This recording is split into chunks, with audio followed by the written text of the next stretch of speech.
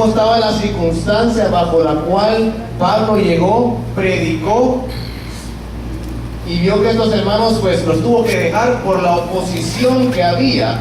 Y preocupados él, Timoteo y Silas, enviaron carta desde Atenas para ver cómo estaban y enviaron a Timoteo. Cuando Timoteo vio que estaban bien, regresó y entonces escribió la carta a Pablo, porque Pablo estaba preocupado por la iglesia. Pero las noticias que Timoteo les tuvo también fueron noticias alentadoras al ver la fe de estos hermanos que en medio de toda oposición tomaron una decisión valiente. Y ahora vamos a ver los frutos de esta elección, frutos de una elección valiente, de una decisión valiente. Y son tres frutos. Lo que menciona son tres cosas que se mencionan. Vámonos a 1 Tesalonicenses, capítulo 1. ¿Lo tienen, mis hermanos? Amén. Dice el versículo 1 en adelante: Pablo, Silvano y Timoteo, a la iglesia de los tesalonicenses en Dios Padre y en el Señor Jesucristo, gracia y paz sean a vosotros de Dios nuestro Padre y del Señor Jesucristo. Damos siempre gracias a Dios por todos vosotros, haciendo memoria de vosotros en nuestras oraciones. Y ahora mire lo que dice Pablo en el siguiente versículo: acordándonos sin cesar delante del Dios y Padre nuestro. Y mire las tres cosas que Pablo menciona que había ahí en la iglesia tesalonicense. Dice: de la obra de vuestra fe, del trabajo de vuestro amor y de vuestra constancia en la esperanza en nuestro Señor Jesucristo. Vamos a orar. Amado Dios y Padre, nuevamente gracias, Señor, por permitirnos venir, estar acá, alabar tu nombre, Señor, y dar también a ti, Señor, y nuestros diezmos y nuestras ofrendas, devolver a ti, Señor, lo que es tuyo, Señor, de las bendiciones que nos has dado a cada uno de nosotros, Padre. Señor, ahora en este momento quiero venir y pedirte, Señor, que bendigas este tiempo en el cual vamos a estudiar y a meditar sobre tu palabra. Que tu Espíritu, Señor, hable a cada uno de los que estamos aquí, nos enseñe, mi Dios, y nos haga ver, Padre, qué cosas debemos de repente aún corregir en nuestras vidas, qué cosas, Señor, estamos haciendo mal. También, Señor, que las cosas que estamos haciendo bien, salgamos con el deseo de hacerlas aún mejor, mi Dios, para gloria, para honra tuya, Padre. Gracias, Señor. En nombre de Cristo Jesús oramos y ponemos todo este tiempo en tus manos. Amén.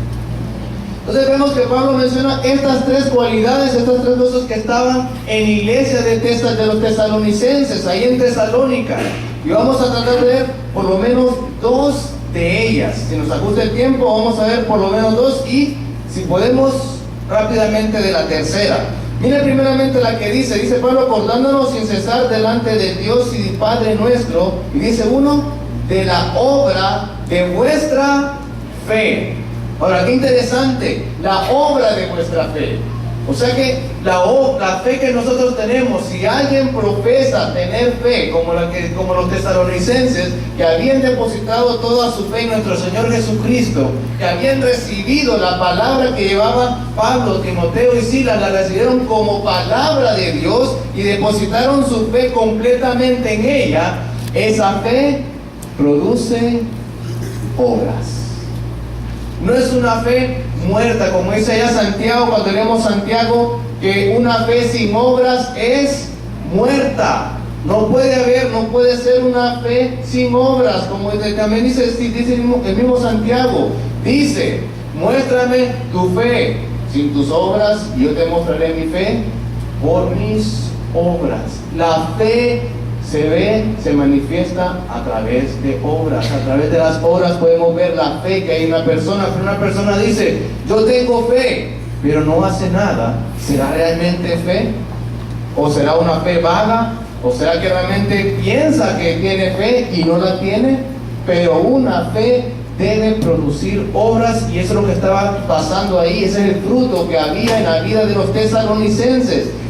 La fe de ellos estaba produciendo obras. Y vamos a ver, sigamos leyendo y vamos a ver lo que se estaba viendo ahí en la vida de los tesalonicenses. Dice el versículo 4: porque conocemos, hermanos, amados de Dios, vuestra elección, lo que ellos habían elegido, pues nuestro evangelio no llegó a vosotros en palabras solamente, sino también en poder, en el Espíritu Santo y en plena certidumbre, como bien sabéis cuáles fuimos entre vosotros por amor de vosotros.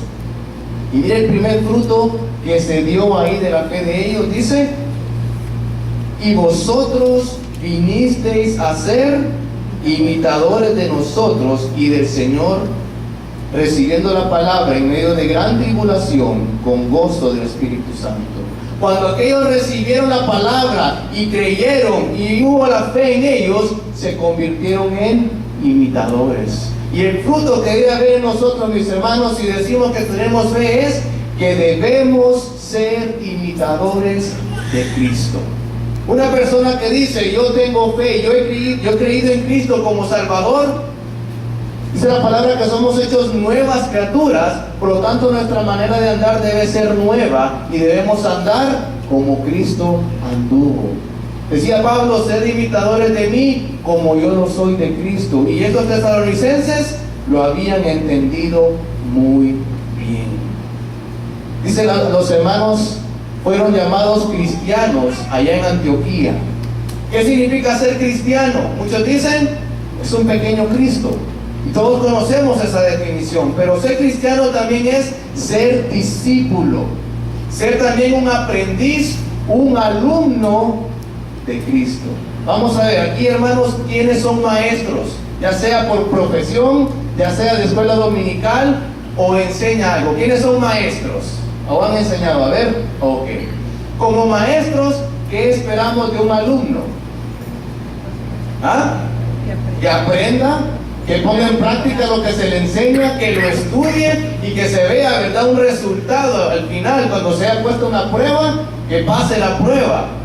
Bueno, el Señor espera lo mismo de nosotros, que nosotros aprendamos, que nosotros estemos estudiando lo que Él nos ha enseñado aquí en su palabra, que lo pongamos en práctica para que al momento de la tentación o de la prueba, pasemos nosotros la prueba.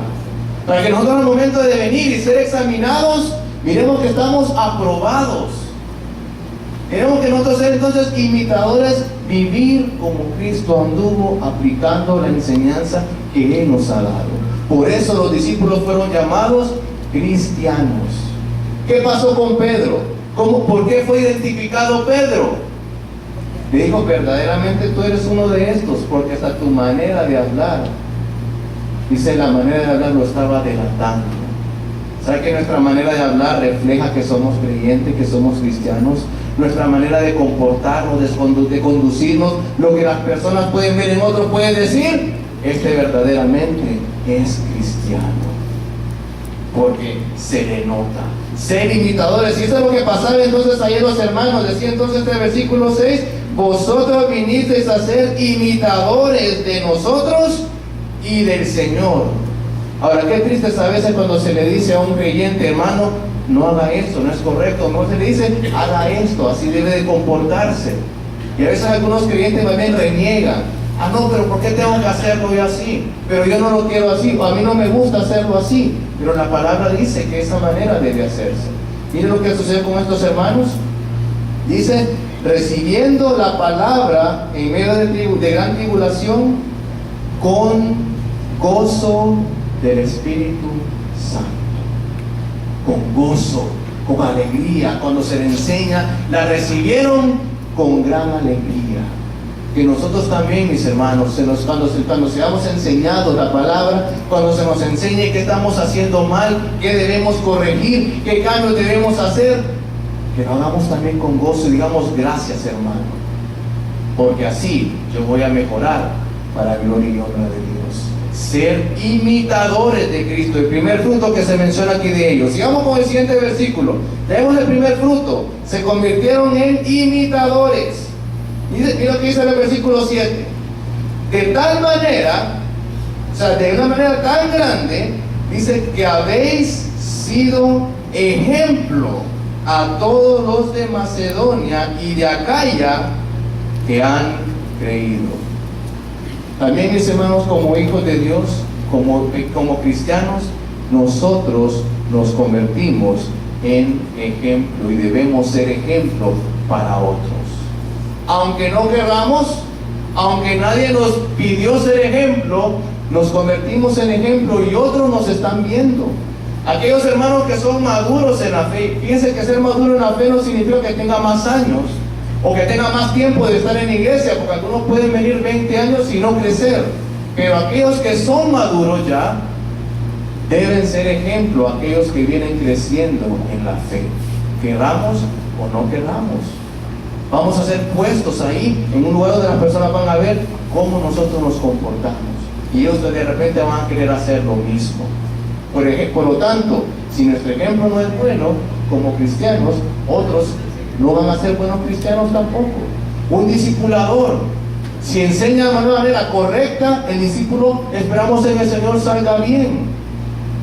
Pero si nosotros estamos dando un mal ejemplo en cómo nos debemos vestir, un mal ejemplo en cómo debemos hablar, un mal ejemplo en cómo debemos servir, un mal ejemplo en cualquier cosa, los demás van a ir copiando ese ejemplo. Pero los dos hermanos, miren cómo se habían convertido, dice: de tal manera que habéis sido ejemplo a todos los de Macedonia y de Acaya que han creído. Miren qué interesante que con nuestro ejemplo podemos edificar las vidas de otros, pero también con nuestro ejemplo podemos también minimizar la vida espiritual de otra persona. ¿Qué ejemplo estamos dando nosotros como creyentes a aquellos nuevos en la fe? ¿Sabes que otros pueden decir: ah, no, vale la pena, miren, ese hermano, hay que ver qué buen cristiano es? ¿Será que otros quieren ven un buen ejemplo en nosotros? Los tesalonicenses, se habían convertido en un buen ejemplo a los nuevos creyentes. Entonces vemos, mis hermanos, la obra de la fe de los tesalonicenses los había convertido en imitadores de Cristo. Nosotros también debemos convertirnos, por lo tanto, en imitadores. Ellos se habían convertido en buen ejemplo, nosotros también, para edificar a otros. También, miren, sigamos leyendo aquí la palabra. Versículo 8 dice ahora: porque partiendo de vosotros se ha divulgado la palabra del Señor, no solo en Macedonia y Acaya, sino que también en todo lugar vuestra fe en Dios se ha extendido. ¿Qué habían hecho los hermanos ahí en Tesalónica? Habían esparcido la palabra del Señor. No se quedaron ellos callados y retuvieron la palabra, no. A pesar de la oposición, acuérdense en qué contexto estamos hablando con la que estaba aquella iglesia. Oposición de hombres malos que habían sacado a Pablo, no solo de la ciudad, sino que lo fueron a sacar allá con una turba a la otra ciudad que se había ido. Y en medio de esa oposición, ellos aún ahí en medio predicaron la palabra. Y no solamente ahí en Tesalónica, sino que dice que también allá a otros lugares. Y mira lo que sigue diciendo el versículo: sino que también en todo lugar, dice, vuestra fe en Dios se ha extendido, de modo que nosotros no tenemos necesidad de hablar nada. Mis hermanos, si realmente decimos que tenemos fe y creemos realmente en Cristo como Salvador y creemos en Dios Creador, que es nuestro Señor, nuestro Dios, debemos convertirnos en predicadores también del Evangelio. ¿Estamos compartiendo el Evangelio? ¿Realmente estamos evangelizando? ¿Traemos personas aquí a la iglesia? Mira qué es lo que dice Mateo 28, 18 al 20. Nos manda la gran comisión a ir y a ser discípulos a toda criatura.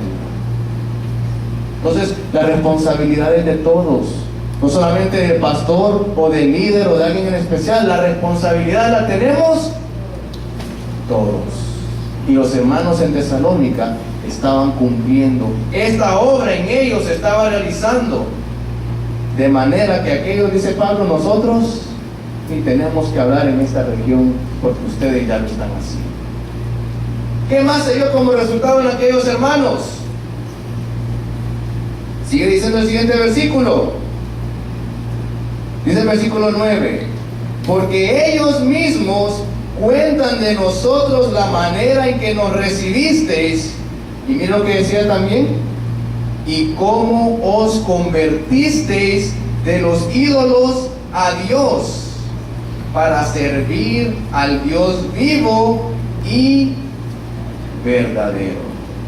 Si realmente decimos que hemos creído en Cristo como Salvador y tenemos fe y realmente recibimos esta palabra como palabra de Dios, debemos hacer a Cristo nuestro único y verdadero Señor de nuestra vida. Entonces la pregunta es, ¿para quién vivimos y para quién estamos trabajando, mis hermanos? ¿Todo lo que hacemos nosotros es por el afán de nosotros? ¿O realmente lo que hacemos nosotros es para glorificar a Dios a través del trabajo? A través de lo que nosotros hacemos, darle la gloria a Dios. O estamos trabajando nosotros porque los hijos tienen que comer y ni modo, hay que chambear y hay que darle duro. Pero aún los hijos tenemos que dedicarnos para Dios. ¿Para qué vivimos, mis hermanos? ¿Para qué venimos aquí cada domingo? ¿A qué nos congregamos los días miércoles? ¿A qué nos congregamos donde nos congreguemos a orar, a leer la palabra, a los discipulados, mis hermanos? Si solamente vamos por ir, eso es religiosidad. Pero si realmente sabemos, Señor, Tú eres nuestro Dios, por eso vamos a la iglesia, por eso oramos, por eso venimos los miércoles a orar, por eso te alabamos. Es diferente. Y estos hermanos en Tesalónica, Pablo vino y habló de todo lo que habían hecho. Por la fe que tenían, todo esto se estaba mostrando en la vida de los hermanos. Ahora vengamos nosotros y pongámonos a la luz de esta palabra y mirémonos. Se están manifestando frutos en nuestra vida por la fe que tenemos. Realmente estamos haciendo y hay obras que estemos haciendo nosotros para gloria y honra de Dios. Realmente somos imitadores, realmente somos ejemplo, realmente estamos compartiendo. Realmente Cristo es nuestro Señor. Por eso dice Santiago, una fe sin obras es muerta. Si no estamos produciendo obras, mis hermanos, analicémonos y mirémonos, Señor, ¿qué está fallando en mi vida? Porque la palabra dice, somos nuevas criaturas. Y también dice en la palabra que las buenas obras no nos salvan, sino que Dios las preparó de antemano para que anduviésemos en ellas. Pero si no es para que andemos en ellas, entonces Dios no las hubiera preparado. Pero Dios las tiene ahí para que vivamos nosotros y hagamos obras dignas de arrepentimiento para que otros también puedan ser salvos. Entonces vemos este primer fruto, la obra de fe que había en los tesalonicenses. Pasemos ahora al siguiente fruto que había en ellos. Pues vamos al versículo 3. Ya vimos el trabajo, lo que es la obra de vuestra fe, dice el versículo 3. Dice después, el trabajo de vuestro amor. Y aquí la cosa se vuelve un poco más complicada, pero a la vez un poco más sencilla. Fíjense bien, vámonos ahora a 1 Tesalonicenses, de donde estamos, pero vámonos ahora al capítulo 3. Aquí Pablo empieza a hablar en cuanto a lo que es el amor, y vamos al versículo 12 del capítulo 3. ¿Lo tenemos, hermanos? Amén. Dice entonces, y el Señor os haga crecer y abundar en amor, unos para con otros y para con todos, como también lo hacemos nosotros para con vosotros. Miren qué interesante, que crecieran en amor para unos con otros y para con todos. Ahora, la circunstancia en la que estaban los tesalonicenses no era fácil. Mas sin embargo, le decía Pablo, aún en esa oposición, aún en esa dificultad, aún cuando los estén persiguiendo y a nosotros nos sacaron y no sé qué más pasaba con ellos, aún con ellos había que tener amor. Y mira lo que dice también Pablo, dice, como también lo hacemos nosotros para con vosotros. ¿Ven lo que es el ejemplo?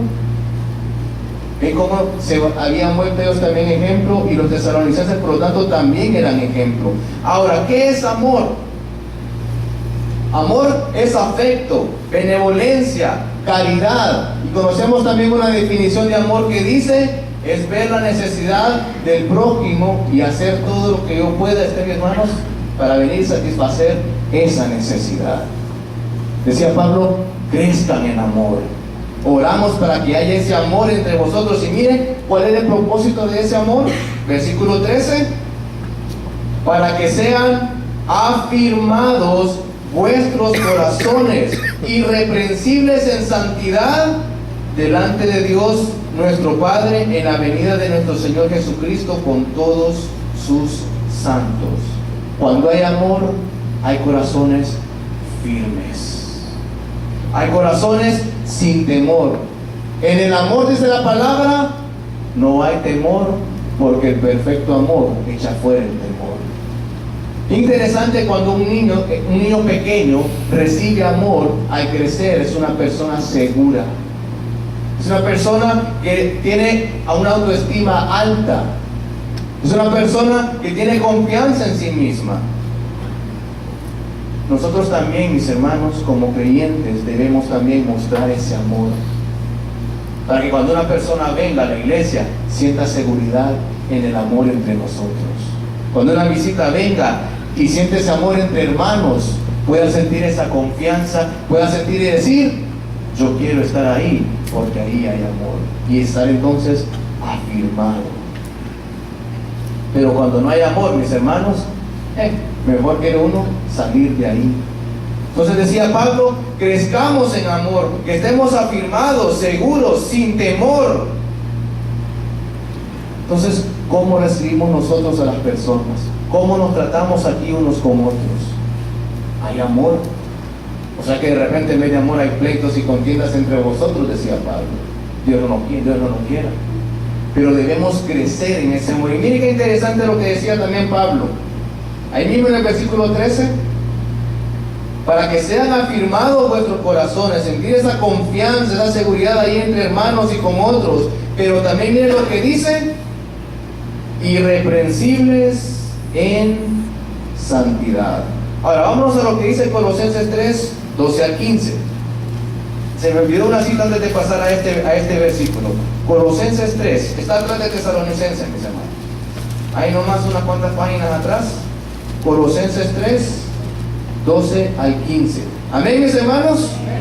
Dice, vestidos pues como escogidos de Dios. Y mire qué interesante, santos y amados, de entrañable misericordia, de benignidad, de humildad, de mansedumbre, de paciencia, soportándoos unos a otros y perdonándoos unos a otros si alguno tuviere queja contra su hermano. De la manera que Cristo os perdonó, así también hacedlo vosotros.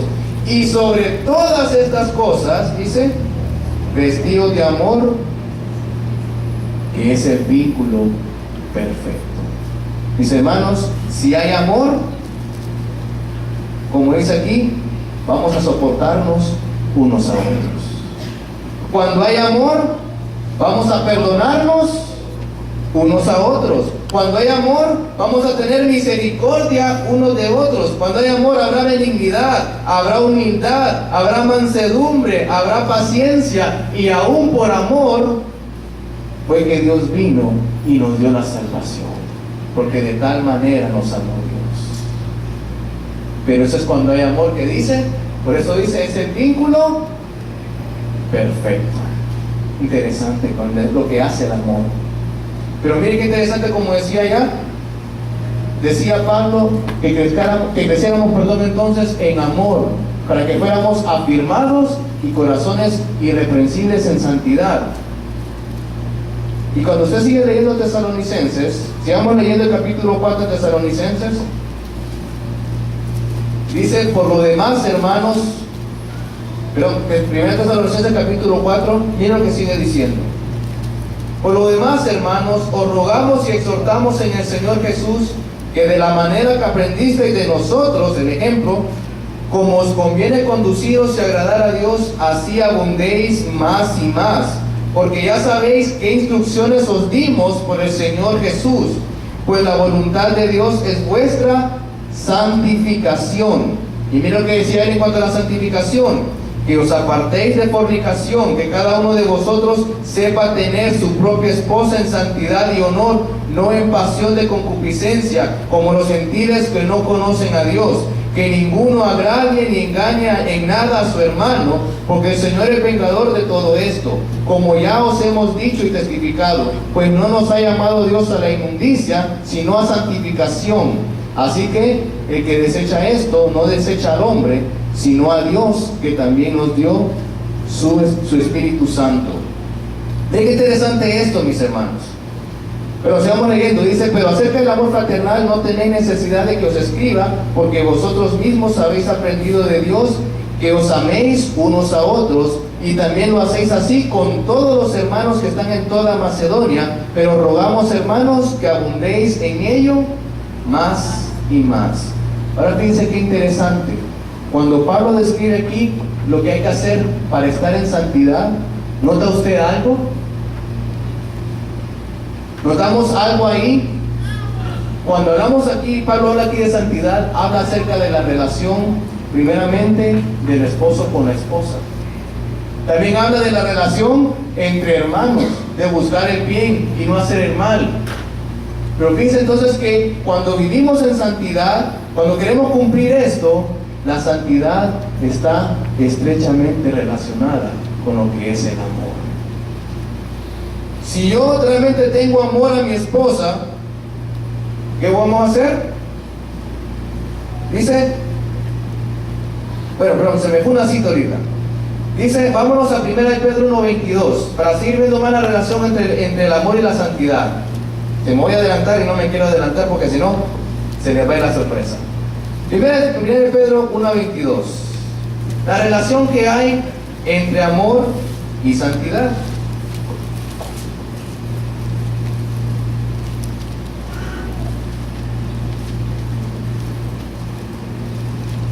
¿Lo tenemos, hermano? Miren lo que dice: habiendo purificado vuestras almas por la obediencia a la verdad mediante el Espíritu. ¿Y para qué hemos sido purificados? Dice: para el amor fraternal no fingido, amaos unos a otros entrañablemente de corazón puro. Entonces miren, fuimos, dice, apartados, santificados. ¿Para qué? Para el amor, para amar. Interesante que cuando nosotros queremos vivir como personas santas, y como estamos viendo ya lo que decía Tesalonicenses, si queremos vivir de una manera santa, está relacionada estrechamente con el amor.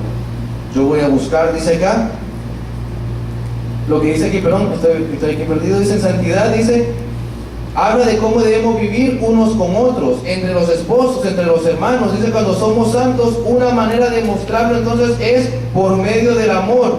Y por eso, ahora vamos a buscar Mateo 22, 36, 40.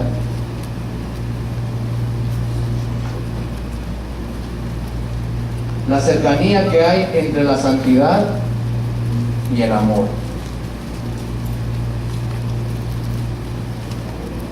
Perdón, Mateo dije yo. 22, sí que estaba bien controlado, perdón. Mateo 22, 36 y 40. Y este pasaje es muy conocido. Amén, hermanos. Y dice: maestro, ¿cuál es el gran mandamiento en la ley? Dice, ser santos. Interesante, el gran mandamiento de la ley, dice, Jesús le dijo: amarás al Señor tu Dios con todo tu corazón y con toda tu alma y con toda tu mente.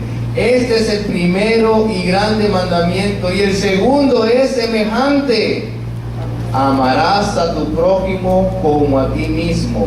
De estos dos mandamientos depende toda la ley y los profetas. ¿En qué está basada toda la ley? Dice, en un principio básico, que es el amor. Si realmente amamos a Dios, vamos a vivir en santidad. Si realmente amamos al hermano, vamos a vivir de una manera que no le vamos a causar daño, creo que vamos a buscar el beneficio. Si realmente amamos, buscaremos no nuestra satisfacción, sino la satisfacción de nuestro esposo o esposa. Si realmente amamos, buscaré el beneficio de mi hermano, no el mío. Si realmente amo a mi hermano, voy a buscar lo bueno del hermano y no lo que yo quiero. Y así lograremos santidad. Ahí se basa toda la ley, mis hermanos. Por eso decía Pablo que crezca más y más en amor. Ya tenían amor. Porque dice, no es necesario que hable del amor fraternal, pero crezcamos cada día más en amor. No hay límite para el amor, mis hermanos. Dios dio a su propio Hijo por amor. Yo a veces miro a David, estaría yo dispuesto a dar a David, pero Dios lo hizo por puro amor. Imagínense, así le pedía Pablo a los tesalonicenses, pero recordemos el ambiente en el que estos estaban. No era un ambiente fácil. ¿Cómo estaban? Rodeados de maldad, de aquellos que incluso los querían matar, echar, y estaban opuestos al Evangelio. Pero dice incluso Mateo 5:44. ¿Qué dice Mateo 5:44? ¿Si alguien se lo sabe de memoria?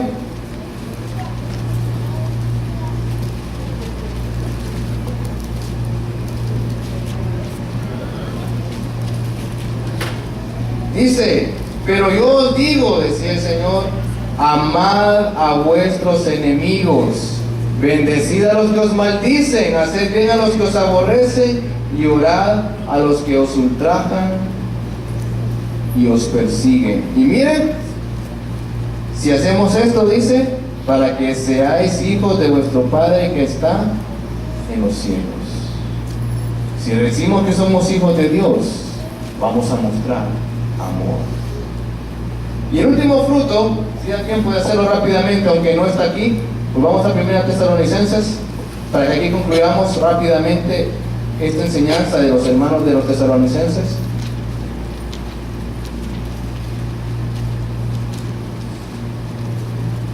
¿Lo tienen, mis hermanos?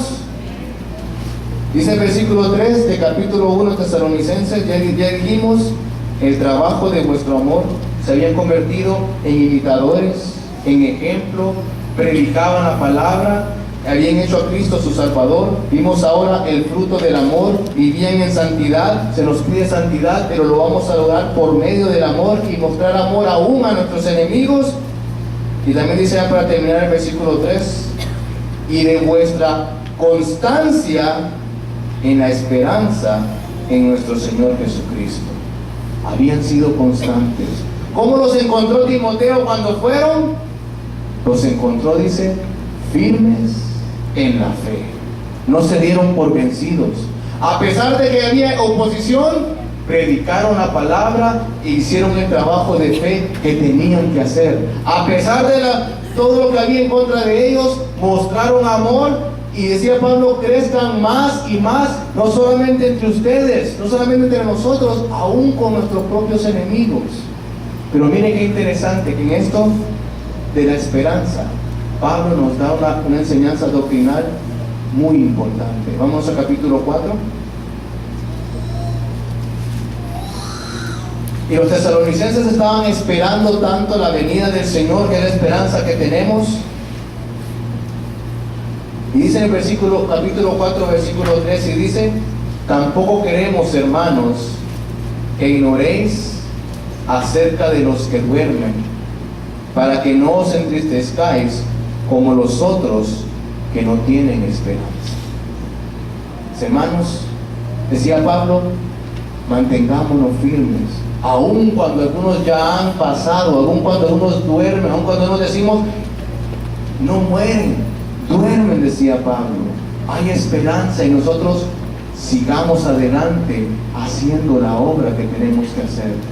Pablo, ¿hace cuánto escribió esto? Hace más de 2000 años. Pasaron los apóstoles, han pasado generación y generación, 2000 años. Y dice, sigamos adelante, porque adelante hay esperanza. La decisión que los tesalonicenses tomaron produjo en ellos esperanza. Entonces, mis hermanos, sigamos no desmayemos, produzcamos el fruto, la obra que se espera, porque allá, decía Pablo, hay esperanza. Entonces, mis hermanos, estos 3 frutos se habían producido en aquellos hermanos en Tesalónica. Ahora esta esperanza, estos frutos, este amor, este trabajo, estas obras, también debemos mostrarlos cada uno de nosotros. Y así, esta iglesia va a crecer. Y así, cuando venga el Señor y demos cuentas, como vimos la lección del hermano Rogelio, vamos a ser hallados siervos fieles. El Señor les bendiga, mis hermanos. Vamos ahora. Amado Señor, Padre Todopoderoso, una vez más, gracias por tu palabra, mi Dios. Señor, gracias por este ejemplo. Señor, gracias por esta carta, Señor, que escribiste a través del apóstol Pablo, a través de la cual podemos aprender. Y Dios, que realmente nuestra fe no debe ser una fe muerta, no es una fe muerta. Señor, nuestra fe en ti, Señor, es una fe que cambia nuestra vida, que nos hace nueva criatura, para producir frutos para gloria y honra tuya. Señor, yo te pido acá por aquellos, Señor, que de repente no están produciendo los frutos que tú esperas en la vida de cada uno, Señor. Yo te pido que esta palabra, Señor, esta palabra tuya, llegue al corazón de cada uno de los que estamos acá y nos haga ver que hay necesidad de ir y de cumplir la obra que tú esperas de cada uno de nosotros. Que realmente esas obras que tú has preparado para cada uno de nosotros las estemos viviendo. Padre, que si alguien aquí no ha creído en ti como Salvador, vea que te necesita y que debe venir, recibir ese amor tuyo y también dar ese amor a los demás. Y que realmente, mi Dios, esta decisión que los tesalonicenses tomaron de recibir tu palabra, de vivir por ella, de convertirse en ejemplo para otros, de predicarla, produjo en ellos esperanza que también nosotros tenemos hoy, de que vas a venir por nosotros un día y que debemos seguir adelante por esta esperanza, mi Dios. A ti sea la gloria, a ti sea la honra siempre, y te pido que nos lleves ahora conmigo a nuestros hogares y que allá donde vayamos, en todo lugar, podamos ser luz y sal en este mundo. En nombre de Cristo Jesús oramos. Amén.